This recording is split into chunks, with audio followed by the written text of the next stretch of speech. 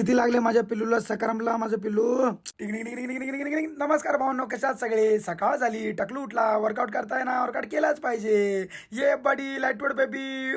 तर चला अगं बाई, चला सकाळ सकाळ यांना एक तर फुकट सोडा, यांचं सेटर पण उघडून द्या, काम करून द्या, जाऊ द्या. सोडा कंबर, उचला डंबल, चला. मग चला मित्रांनो, मस्त घाटकोपर स्टेशनची शेअरिंगची लाईन लागलेली. म्हटलं 3 सीट घेऊन जाऊया, बोनी करूया. गणपती बाप्पा मोरया. लाईटवड बेबी.